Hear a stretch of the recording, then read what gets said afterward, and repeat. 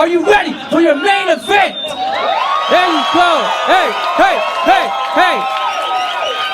This man represents Toronto through and through. He is one of the most legendary men to ever step on Lansdowne soil. Please give a thunderous applause to my man, the myth, the legend. Here he is, Mike Rita!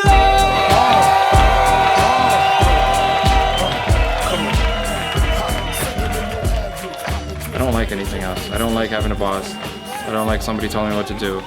I don't even like waking up. Truly, the reason I'm a stand-up comedian because I fucking hate waking up. If I have to wake up ever again at like 5, 6 in the morning like I used to when I was 19, 20, 21, 22 when I was younger, I'd kill someone by now. Because in jail, they don't really wake you up till like 8 or 9. That's pretty good. Weed is one of the only things in the world you can introduce yourself as and people get happy. Like, you walk into a room and you're like, hey, it's my cousin Mikey, he's a huge pothead. Everyone in the room's like, all right, straight up, spark it up, dude, nice, nice. You do that with anything else, you look like a psycho. Hey, it's my cousin Mikey, huge alcoholic. Man, get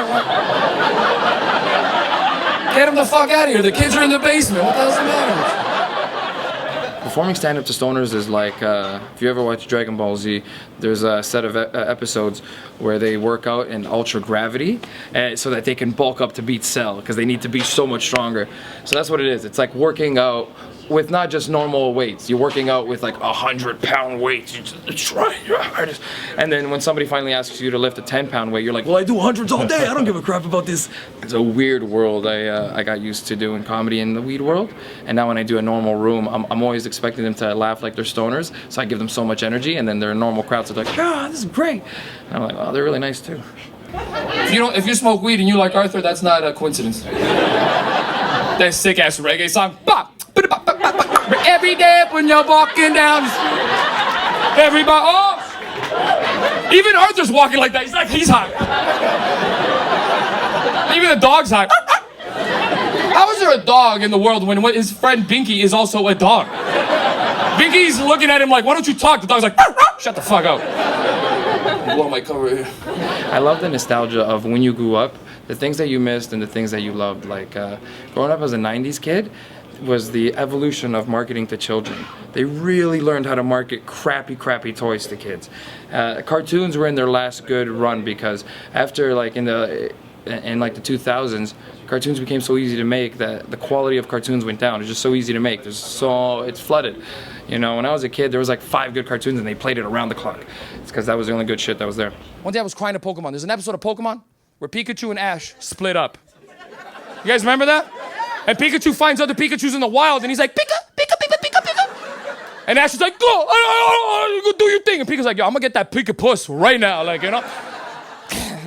And I'll never forget, it's a 2-part episode, but you don't know that as a kid. You just see Pikachu leave and you start crying. I'm over there 8 years old, 1998, YTV. And my mom hears me crying and she goes, why are you crying? Mikey, why are you crying? And I look at her and I go, Ma, Pikachu's leaving. And she goes, you crying for Pokemon? That's very gay, Mikey. Oh, yeah. Remember Pingu? For fuck's sake. Pingu's 5 minutes long. It's not even a real show. It's for deaf kids. You know that? It's a show for deaf kids. That's why there's no talking. Just sounds like. Remember he'd get angry. He'd be like. There's no words. Your little kid brain you're going like, he's going, what the fuck? You're like, best thing about Magic School Bus wasn't even the show. It's in the last 3 minutes of that show. Do you remember when the lizard and the black guy would get a phone call? Remember that? And it would be like, and the black guy would be like, hello? There was a montage that would lead up to that with the funniest shit in cartoon history. It would be like a bunch of white kids being like, Magic School Bus, and there was one kid, Magic School Bus? Remember that fucking kid? Remember the Magic School Bus kid?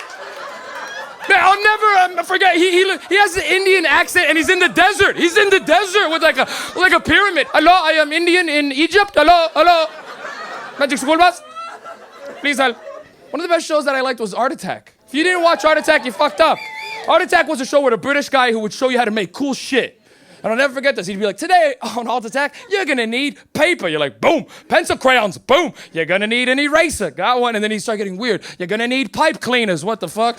You're gonna need Bristol board. Oh, fuck, I don't got. You're gonna need your parents' permission. You're like, I'm out. Can't ask my parents shit. Ma, can I make PVA glue? Shut the fuck up. Okay. Thank you, Mom. I didn't even know that it was different. because I grew up in such an immigrant neighborhood.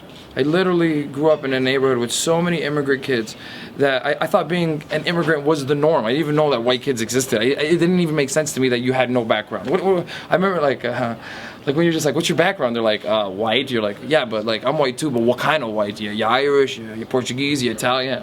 No, I'm like Barry. You're like, Barry?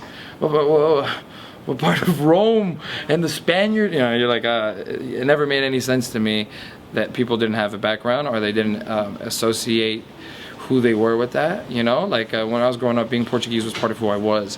I played accordion as a kid, for Christ's sake. That's how Portuguese I was, man. So it's like, to me, it made no sense that other kids had no background. And then when you grow older, those people do have a culture. It's just different than yours. And for some reason, society paints it as bland, but it's not bland. Those people had a good time. I came home and she had been stewing in her anger, like, Mikey's smoking drugs, he fucking lied to me. And she had all these one-liners ready to go, and I'll never forget. Man, I opened the door like a regular day, so happy to see my mom. I open it up, and she goes, hi. I go, oh my God, what? What's going on, Ma? You okay? I just opened the door, I was gonna say hi. And she goes, don't say hi to me because you hi for everybody.